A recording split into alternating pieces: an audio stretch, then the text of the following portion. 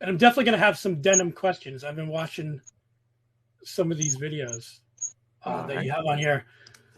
So, introduction first off, I'd like to welcome former NFL running back, one of the best running backs in college football history of Boston, finishing 5th all-time in most yards rushed in a single season, a Heisman finalist, a Parkland High School graduate, and now, most importantly, a local business owner in the Lehigh Valley. Andre Williams, thank you so much for taking some time out today to chat with us. Thank you so much for having me on the show, George. It is a pleasure. Did I miss anything there? I know that you're a guy who has his hands in a lot of stuff.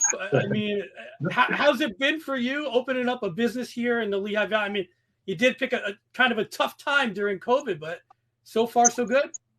I mean, honestly, I think that the times where there is a lot of chaos, a lot of dust in the air is the time where there is the most opportunity for those that can sense it. I always I use the Forrest Gump analogy. I love that movie, and I love the part of the movie when you know, Bubba and Forrest were gonna do Bubba Gump Shrimp. Right. And so even though Bubba was gone, him and Lieutenant Dan, they teamed up and they bought their boat and they hopped in the water and they started fishing, and they couldn't catch any fish. But then the big storm happened and it knocked everybody out the water. And you know, that was Bubba Gump Shrimp's moment. That's when they blew up. That was the beginning of their rise. So I feel like this is that moment for me in the retail space. It's a big storm going on. So I do believe I'm strong enough to weather the storm. I do believe that I have a product that is unique and that is needed in the market. So I'm excited. Well, it's not shrimp, but it is denim, and it's unique. And that's, I really want to get into what makes what you do with denim different than when somebody just thinks like Levi jeans. You know what I mean? So can you talk a little bit about how this became your passion? How did you get involved in denim itself?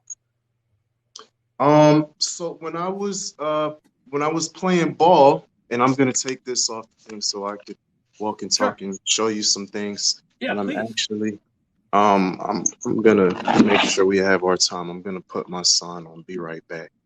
All right. All right. So when I was playing ball in the league, and I was in New York, and I had a marketing agent, and my marketing agent introduced me to somebody named Eamon Walsh, and Eamon was he has a brand called One Ground Footwear that was just getting started at the time, and Eamon was like, "Hey man, you're a running back in the NFL. I could extend my creative faculties to you and help you build something, help you make a shoe, and we could release together." So, you know, me being a running back in the NFL, I thought that would be super cool to have a signature shoe. So he had a designer that used to work for Nike. He had connections to where he had a factory in Spain that he was dealing with, and he was like, "This is the same factory that is building Balenciaga shoes. So we're not really making just some $40 shoes. We're gonna make something nice." And so I, you know, went through the process of working with the designer, and this is what I came up with. This is the Running Man Red Herring. So it's an ultra low top leather shoe. It's got, you know, lambskin interior, 100% rubber sole. And you see the way I built it, I took inspiration from Vans, from PF Flyers, and Chuck Taylors, but just up the level of the material to make something that was you know, a classic silhouette, but just a little bit level higher. And did you want to go that more like, because that's, you know, it's an athletic shoe, but that's more like a designer shoe. You're going to wear that out. Did you want to go more that style too? Yes, I was thinking more so, not really athletic, more like a young professional look. All right. You know, so well, I made the shoe and it was great. It was lovely, beautiful. But then now it's there's the artist on the left and then there's the salesman on the right. So that's what I was just figuring out is, You know, you can make the art, but if no one's there to consume it or wants to consume it or even needs it, then what's going to happen? You know? Right, what's the point? Right. So I realized the market doesn't necessarily need a new shoe. You know, as great as I thought it wasn't needed. But then I got to thinking, it opened doors. I started meeting people in the fashion world, and I actually impressed the brand developer. And, you know, that first time I met him, we sat and had this 3-hour conversation, and he gave me so much information in that 3 hours that I realized that information he gave me, I paid for it over the course of 6 to 8 months making the shoe. Okay. So, he really just got my brain flipping and flopping, and I didn't sleep that night. And we were talking, but he asked me, why did you make the shoe? And I'm like, because it was cool, you know, but that's not really a marketable reason, you know? So then I'm like, all right, I need a niche. I need a space that I can fill. And then I'm like, I don't wear jeans because there's no fit for me. I ripped my pants one too many times. I like to have a more slim fitting fit, but something that's got to fit my thighs. You know, I need an athletic fit. And, you know, when I said that to the brand developer, he said, now you're onto something. You know, there is no real athletic fit. And this is somebody that's been in the industry for 30 years. He's made he's worked with any brand you can think of, you know. Polo. Were you still playing at the time that you were having these types of meetings?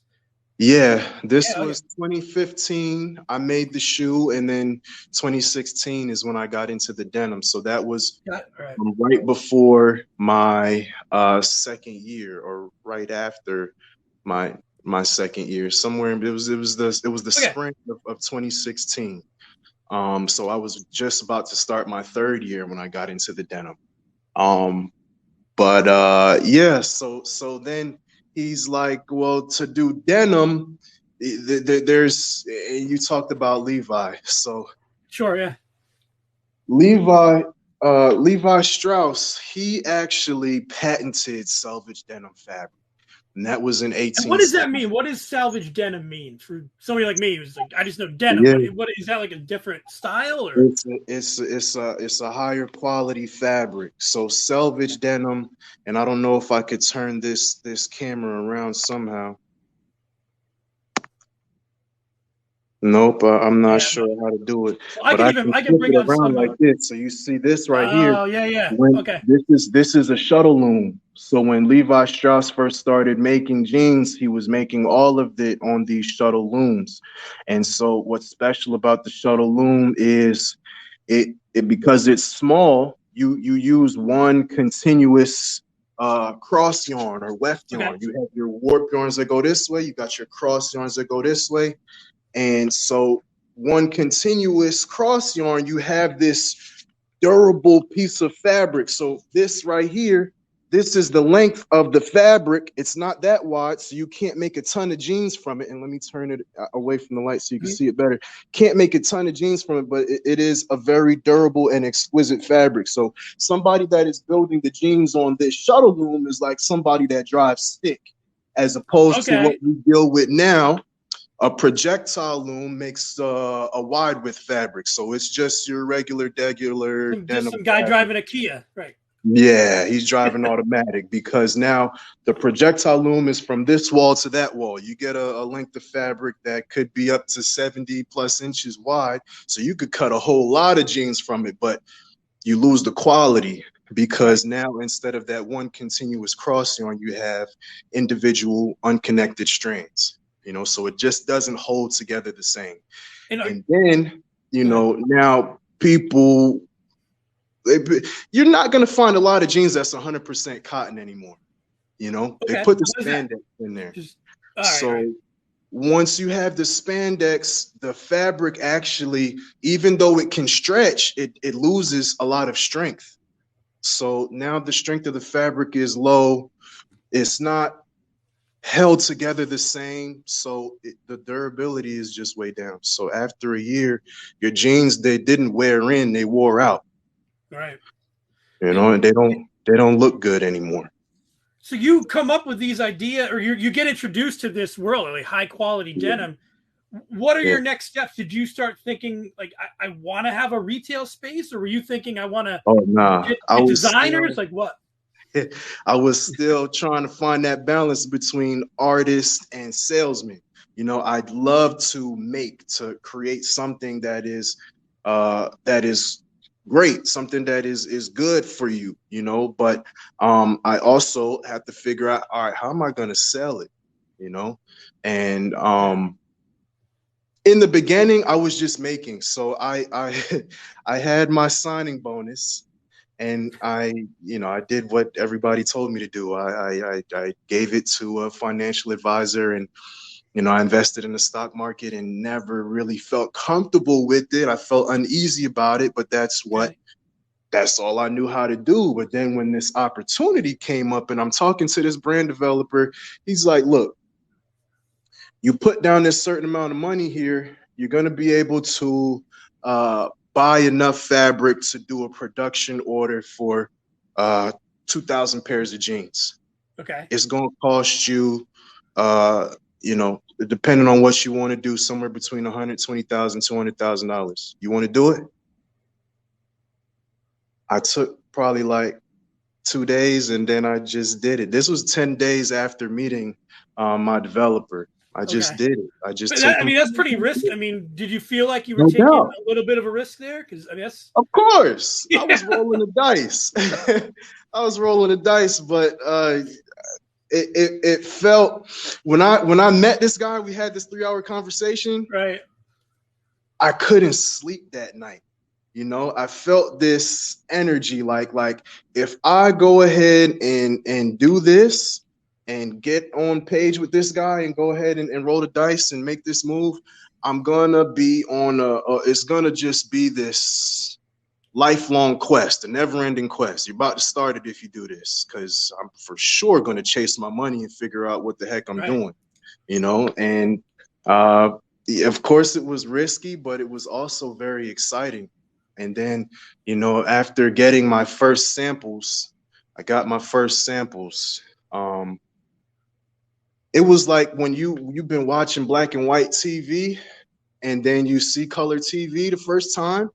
So these samples, your completed pair of jeans, like they didn't even fit me at the time. I was in Miami and they couldn't fit. The samples didn't fit, but I had them halfway up my legs walking around walking through the clothing section, just looking at what I had on my leg and what was in the store. I'm like, yo, this is real stuff. But I didn't even know at the time, I didn't know what I had. I just knew it looked good. But and it's still a long way to go from, even that far of getting those samples to where you are now, having that space. Yeah. So what happens in those couple years? Clearly you liked what you had in your hands there. Yeah. Honestly, it was so when I started, that was 2016. We're in 2021 now. Yeah. It was 5 years of just guessing, hoping that at some point this was going to pan out. I had a whole lot of jeans, but I was also still playing football. Sure. It's not like you're not busy.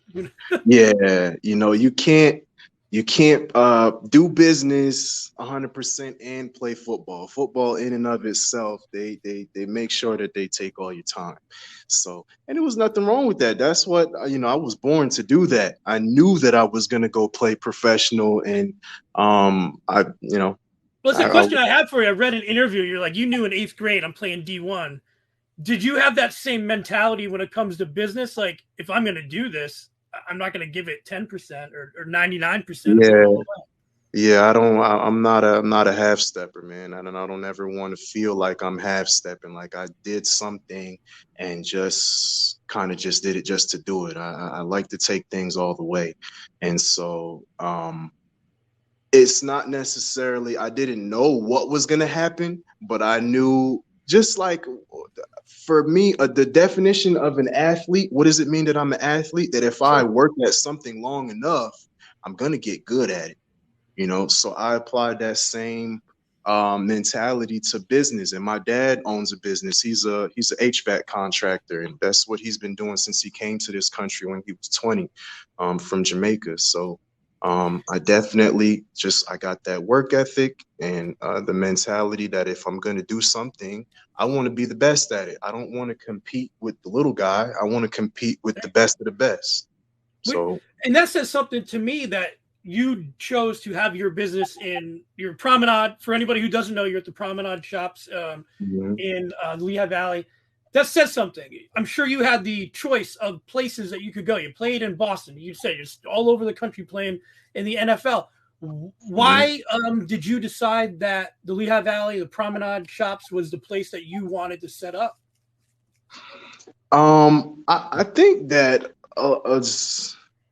I didn't necessarily make all the choices. You know, I made decisions on what I thought I was going to do, but it really only worked out how and when God said that it was going to. You know, so me even being back in Pennsylvania, I grew up in Jersey. I was playing football in New Jersey, got drafted to the Giants. You know, they're based over there in East Rutherford. That's where the stadium is. I was right down the street. I was in Secaucus, 7 minutes away.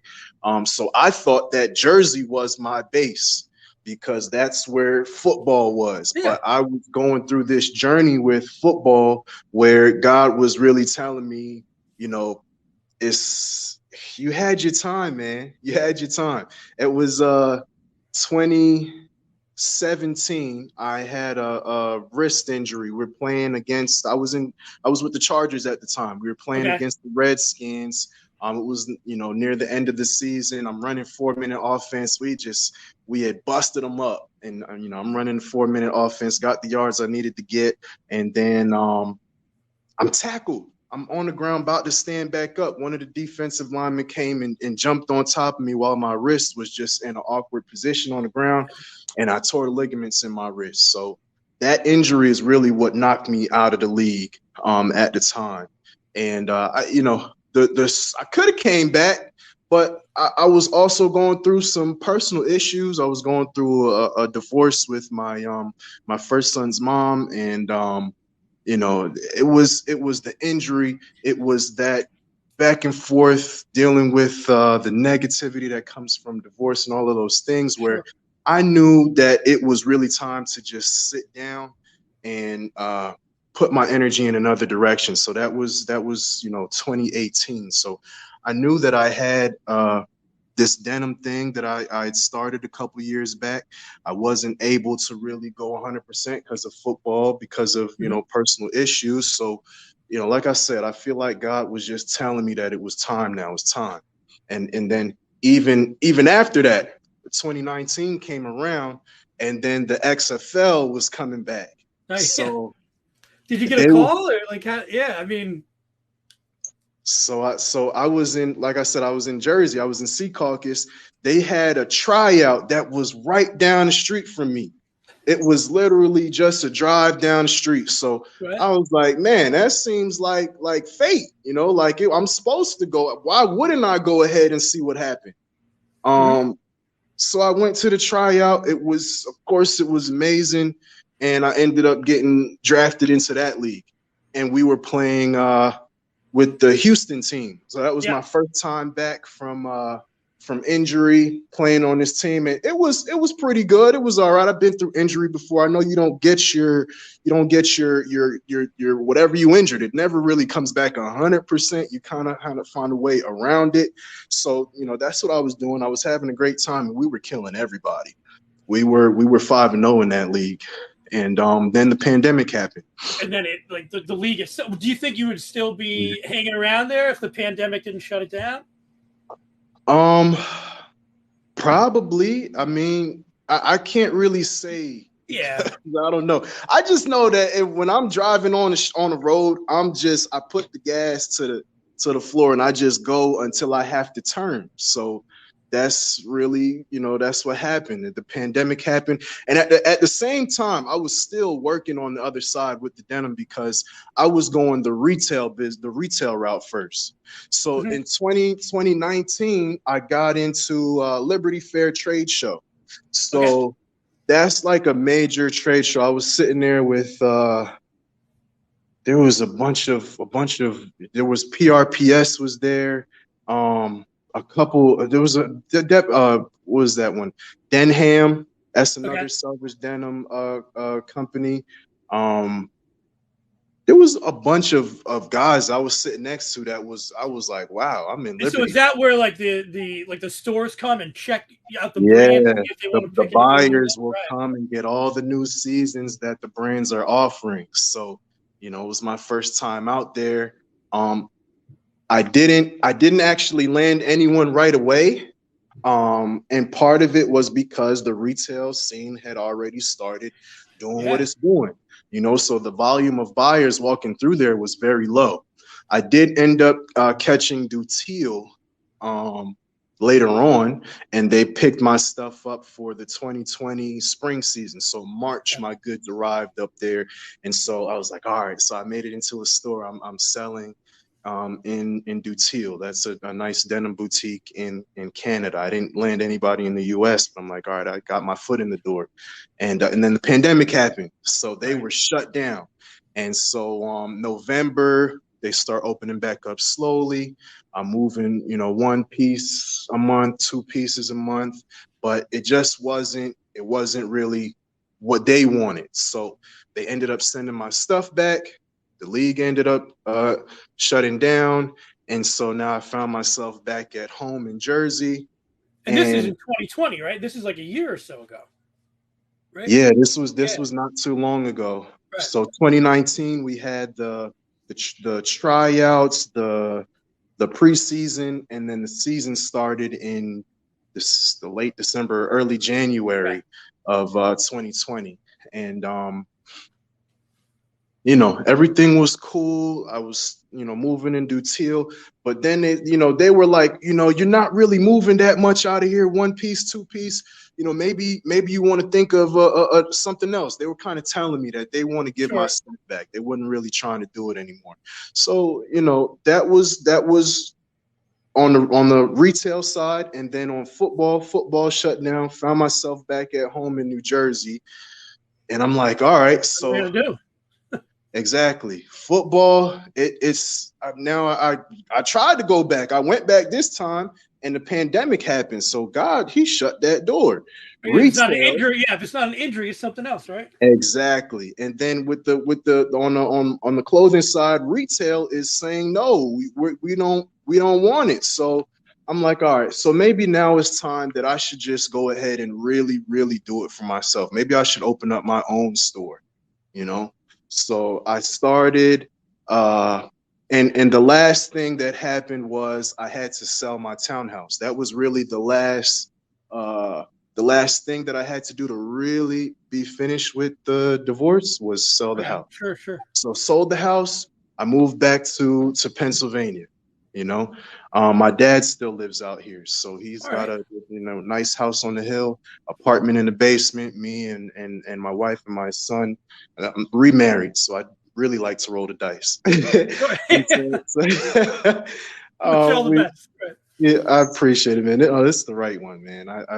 We've known each other for going on 11 years now, so definitely had to find wholeness and support for me to really be able to open up my creative side again. And, you know, once I was settled out here, I started doing a local campaign. So if you look on the wall, you see it looks like it's supposed to be like an adult comic book. You know what I'm saying? So these are just some canvas prints that I have, and they sort of tell a story, you know. On this side, I know where you took those too.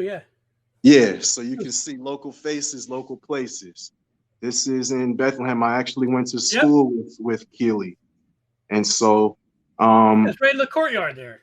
Yeah. Girl meets guy, mingle, roll credits. You see? Yeah. Pop it's a hotel, right? Yep, I can tell. Digits. I know that carpet anywhere. Yeah. Yeah.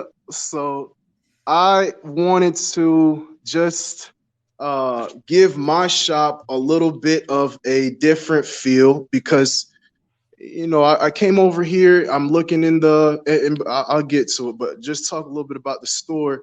I want the store to really be like a museum to a certain extent. You know what I'm saying? Okay. Or where the person, they come in and they have to learn why they're going to come and pay so much more for something that it looks like I'm getting across the street. Well, one, you got to try it on because it's not going to fit the same. This is a unique fit, which is why I needed to open my own space. And then two, the fabric is very different. It doesn't behave the same. And you buy these, you're not going to have to buy them again next year. They're going to look better next year than they do right now. Yeah, I was watching a video, like you were saying, like it's different somewhat. Like, has it got a little bit more stretch, or it's got no stretch. okay, yeah, no stretch. Sorry, it's got no stretch, no spandex, but cotton, the yarn does stretch to a certain degree, just not the way that an elastic will. It'll contour. So I got these jeans on right here. The way you see, it's just fitting my body. It looks like they're custom, but that's only because where the tension that I'm putting on the fabric here, they expand here, but then it takes some of that extra slack from somewhere else, so that you actually get a contour effect, and the fabric is going to take your form over time. So that's what you get from 100% cotton. You don't get it from spandex. You have the spandex in the denim, and now you showing off the curves of your knees, and that's not handsome. You need corners and creases and edges, and you get that when you keep it 100% cotton. Well, I know that you kind of got on this road because you were an athletic guy and you wanted that fit, but this isn't just for that style of body. It's for anybody who's looking to have more appreciation for their clothing too, I would think. Right. It's the fit is not for athletic people. It is, but anybody between the waist size 28 and 40, and if you are 250 or below, they're gonna make you look good. Okay. I'm in there, so I can. I'll swing by. Yeah, please come and check it out. So we didn't talk a lot about your time in the NFL, but I mean it hasn't been that long. It's not like you've been out for 10 years. Do you still watch? Are you still a fan of the teams that you played on, or how is it for you every Sunday? All right. Well, I am definitely a fan of players more so than teams, and I've always been like that. I do have a special place in my heart for the Giants, but they also put a hole in my heart because I was drafted there.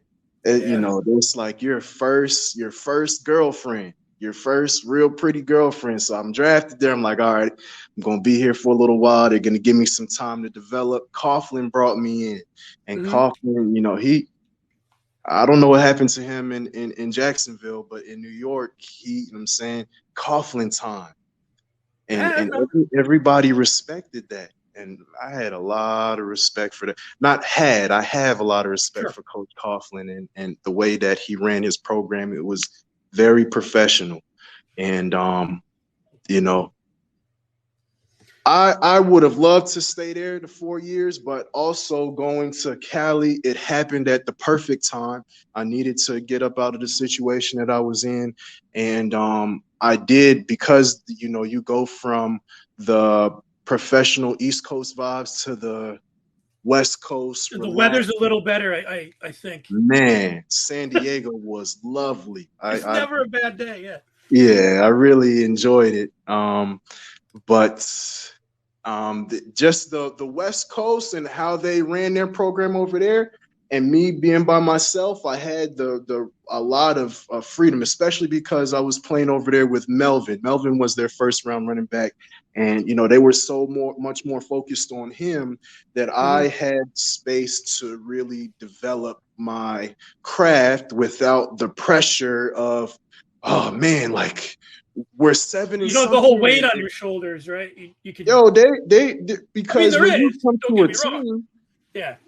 when you come to a team, you have to go someplace that really, like Tennessee. You see how Tennessee, they got Derrick Henry, and Derrick Henry, what he is now, he did not come into the league like that, but they invested in him and crafted him and shaped him until he is now just this.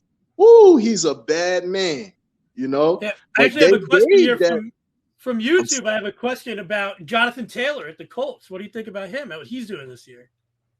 Yeah, look, because they gave him a platform to go ahead and do that. And he's got an offensive line that they know how to really set him up. You know, the running back, you have a running back that you got to be able to get into a flow. You know, once you get into a flow, you get a little bit lathered up. You start seeing how the linebackers are flowing, whether they like to skate this way and that way, or if they shooting the gaps, and then what you need to do to adjust. So you got to be able to get in the flow, and they have to trust you, and they got to feed you. So it's just like this. It's a clock. It's some kind of clockwork. Once you get everything spinning the right way, the running back can really do what he does. And then once you go from the first quarter to the fourth quarter, if you let the running back do what he was supposed to do, hey, man, you could really take advantage later because they're beat up, and your running back is supposed to have that stamina and endurance. And me, what I know about myself, what made me specialize in running back is my body is just very dense. So I had a special knack for knocking people over that it didn't really make sense sometimes, but it happened anyway. You know? That works out. So do you have any like favorite NFL memories? I mean, were there any games that for you stand out or whatever? Like, I don't know. Is there anything that you look back on and you're like, no matter what, they can't take that away? That was a great game. I got a lot of memories, I guess. My first NFL start. I remember my first NFL start was against the Eagles in Philly. And that was the first time I realized how nasty these Eagles fans are, man. I'm sorry. I'm one too. I feel bad. I'm not that type of fan. Look, man, you guys sending your kids to the game to cuss people out. That's not good. It's rough. Yeah. But that was a good memory, that first start. And then I forget what part of the game it was, but I ran a power play to the right and the hole opened up and I just destroyed Malcolm Jenkins. I tore him up. My first 100-yard game was against the Titans in Tennessee. And it was a rainy game too. It wasn't raining, but the ground was wet and they had the grass field. So I had to put on the long cleats and I was so, uneasy. It was my first time putting on the long cleats for the season. I wear those claws and those are really good for turf. And that's what we played on. So I was like, dang, I got to change my cleats. I don't know what I'm going to do today. And it ended up being my best game. So a lot of things, man. My biggest knock coming out of college, I had a 2,100-yard season with 0 receiving yards. You know, they didn't throw the ball they didn't really throw the ball that much, but they definitely didn't throw it to me, you know. You're busy running it. Yeah, I was running it. So that was my biggest knock was I can't catch the ball. And I, ended up having I had over 100 yards rushing that, and that ain't nothing crazy, but going from 0 to 121, catching the ball from Eli Manning my rookie season, I take pride in that too. So yeah, I mean, it's amazing just how many, and one thing I think is important. I don't know how much you think about it. You are, again, you're not out of the league that long. Mm-hmm. Do you think it's important to have kind of the mindset that you had? You talked about using your signing bonus to invest in your future. Do you think? I mean, I'm sure that there are players who don't do that. Do you think that that's an important thing to do? I mean, we've all heard stories of that not happening. So. I don't know. Like, is it something that you try to, if you talk to any young players, you're like, hey, man, take a second and talk to somebody? Yeah, see, I don't suggest that people do what I did because I didn't ask anybody any questions. Sure. I kind of it hasn't been easy either. I mean, you're still grinding, No doubt. I'm grinding right now, but at this point, it looks good enough for people to say, damn, that thing might really be real, because it is, but it was hard work. And not just that, it was suffer, struggle, and sacrifice too. So I I always suggest that people figure out what they're passionate about, not necessarily what makes the most money, what the trend is, what somebody else said that they should do. They have to figure out what their passion is. And part of the way that I understood that was that you have to really define what makes you happy. And I think that human happiness in and of itself is simpler than we make it out to be. If you eat good food every day, you're going to be some measure of happy. If you sleep comfortably at night, you're going to be some measure of happy. You get both of those things, you're doing all right. If you get to eat food every day with somebody that you love and care about, woo, you're going to be really happy. And if you get to sleep every night with somebody that you love and care about, you got the 4 pillars of happiness right there. You're going to be happy regardless of whatever else is going on in your life. I did figure that out, because there was a time when I had a lot of money. I had a lot of money, but I wasn't happy. The money didn't make me happy because I had too much going on. You know what I'm saying? Absolutely. So I realized what happiness was for me. And then once I realized that what I was happy, then I got bored. In my moment of boredom, I got creative. And then I figured out what my passion was, what I really like to do. And it's really beyond clothes, but clothes they're significant, The first thing that we decided to do when we ate the fruit of knowledge and evil was to go put on some clothes. Right. So that must mean something. This is our oldest technology. So it's pretty cool to me to pick it up now in this time, because we have to figure out how to revolutionize everything that we're doing. For 2021, it's still looking like we still live in 19 something. Well, yeah, this whole year has been kind of like stop and start, and like as you can, talk about the NFL, all those games that are moved to Tuesday, for more COVID, it's probably not going to stop this week. So yeah, it has been frustrating. I'm sure for you, it's been very frustrating. Yeah, I mean, to a degree, I can't speak for you, but just in terms of your business. Yes, but that's also, that's as a society, and we got to change up a little bit. We got to do things a little bit different. It's not going to work the same way that we've been doing it. It's not going to work no matter how. It doesn't matter how much time passes, unless we change and do something different, it ain't going to work. Yeah. You know what I'm saying? So even with clothing itself, and not just clothes, even with the gas that's coming out of the cars, if the gas that came out of the cars had a color, and we saw how much gas was in the air because we're burning it 24/7, people would probably do something different. Yeah, they'd probably put together some connections and say, damn, maybe if the air was a little bit more high quality, our lungs would be a little bit stronger and we wouldn't be succumbing to all the nonsense so easily. You know what I'm saying? Yeah, no, I'm with you. I'm not the only one. There's people in the comments saying, preach. Yeah. But even with the clothes too, it's an old technology and we haven't revolutionized it yet. I'm looking at these things on the internet, just like new technologies, even with the battery cars. I'm waiting for the battery that ain't going to take me, 300 miles before the next charge. What about 100,000 miles before the next charge? Yeah. Even cell phone batteries too. Like they're talking about when's the one that comes out that you don't need to charge for a week. That's going to happen.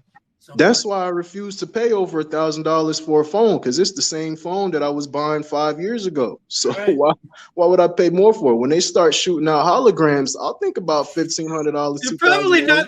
Yeah, you're probably not that far off. You're probably holograms. It's probably on one of them.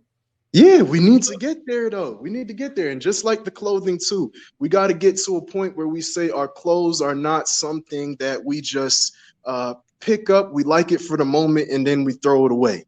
Because one, there is no infrastructure to recycle those fibers that we throw away.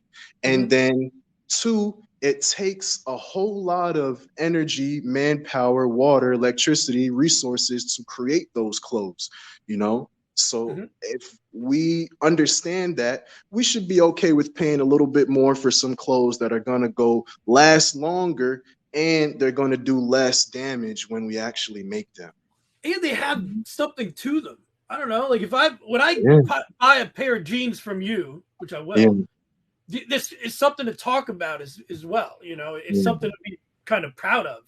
Yes, absolutely. Absolutely. And that's what I learned when I got into the salvage denim too, is that it is, there is for sure a denim community, and those guys they're a group of artists in and of themselves. Sometimes they take things a little bit too far, but I do respect the artistry to it and what they taught me about these jeans. Like the pair that I'm wearing, I'm going to fade these out. These are the Tom Ross, you see? So what I'm waiting for, these lines here, these things, they call them whiskers. I'm waiting. Look at my back pocket. You see where my notebook is? Yeah, I see it. You see that outline?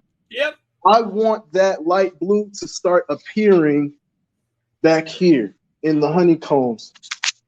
And that just takes time, right? It takes time. It takes time. And you have to take care of it a certain way. You got to wash it a certain way. You got to avoid the spin cycle, you know, and let those almost like a baseball mitt, you know? It's like you got to work that in. Right? Yeah. Different, denim and leather are the two special materials that change over time like that. They really absorb that beating. So let's talk a little bit as we get to it here. I'm just bringing up your website. Is there anything you want to talk about? Like it's Christmas season, obviously. If people haven't been able to check you guys out yet, please visit Promenade Shops in Center Valley. But I mean, is there anything going on that you want to talk about as you finish up the holiday season here and head into the new year? Right. So our in-store offer, I have a putt game that my father-in-law gave me. All right. Here it is right here. See? That's the hole. Oh, you're going to come back? All right, go ahead. Yeah. So the putt game, this is the in-store offer that you get, right?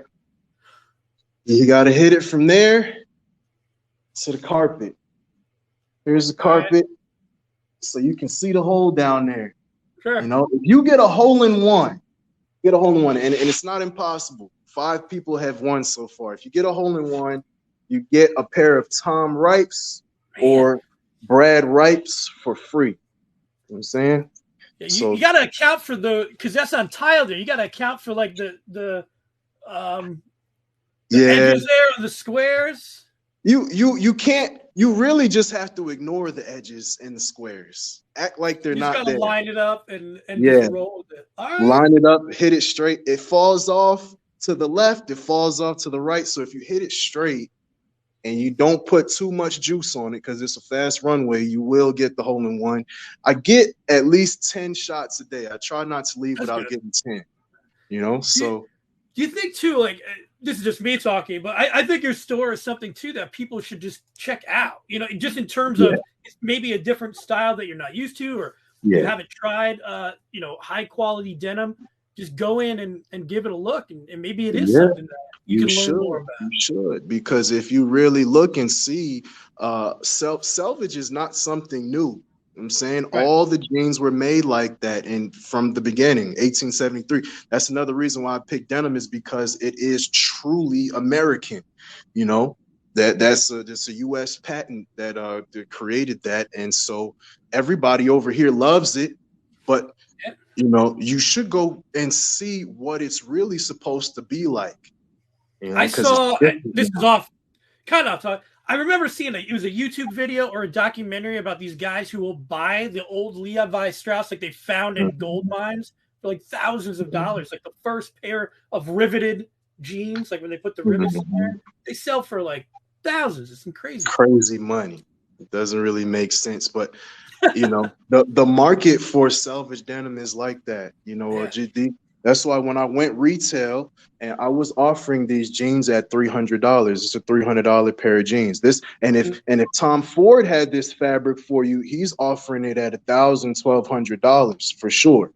If you go to Double RL and go look up some salvage denim, that's going to be $400, $500, $600 for this salvage denim. So it definitely is a higher quality fabric, and it's for a reason. I don't know if it needs to be that expensive, but that's why I'm offering mine at you know, the raw denim starts at $125, $150 for the medium distress washes, and $175 for the heavy distress. So like you said, you're buying stuff that's going to last a long time, look good, and feel good, and you're buying that quality, right. And then, you know, anything that is on the website, that's, you know, that's right out the storehouse, so I can send that to you. Everything is in stock, and yeah, I got the shoes on offer, the Running Man's in black and white. I have the DK Shin denim, which is the his and hers denim that is the moto style, Japanese selvage and stretch. And of course, I have the all-weather workers and travelers. If everything goes as planned and I can get you know, some product moved out of the back room in the next couple months, February, I want to be able to bring new styles. All of these fabrics that you see on the table here are on tap for next season. I've milled them already, you know, so I just need to bring them across the ocean. So I want to get into tops. I want to get into jackets. This fabric here, this one here is going to be a denim hoodie. Do you help out with some of the design? Like, is it something where you give some input on that? As far as the styles, definitely, you know, what do I want to do with each fabric? But I have a design team through my agency that helps me put these things together. I'm excited about the double black. I want to bring the double black. So, you know, I need the Valley to come stand up and get these things so we can bring some new stuff. I also have some flannel too. I'm saying I have some flannel too. That's so I'm connected through my agency to, you know, all of the mills out in Japan. So if you want to get great fabric, you're gonna go to Japan or you're gonna go to Italy to get it.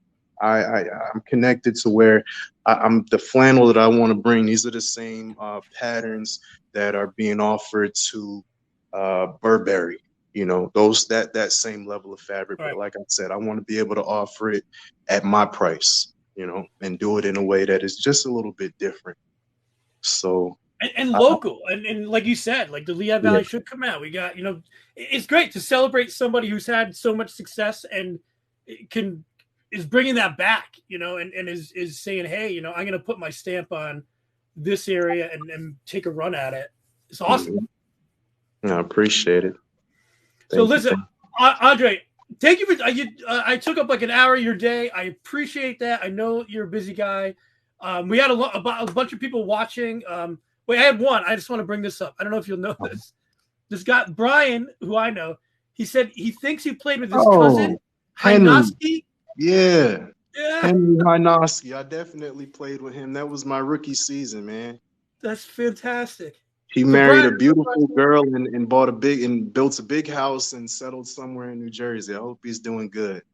Well, we'll pass that along. That's great. So, Andre, again, seriously, thank you so much for taking some time off today. We're going to put this up as a podcast as well. And thank you, everybody who watched. And be sure to head out to Salvage Denim. It's at the Promenade Shops in Center Valley. I did put the website in the comments, and it's been going on the bottom here if you want to get more information on their Instagram to check it out. So awesome. Hey, Andre, sit tight for a second. I'm going to end the stream. Thank you, everybody, for watching, and we'll check in again. But, hey, happy holidays, and thank you so much. Happy holidays, George. Thank you so much for having me on.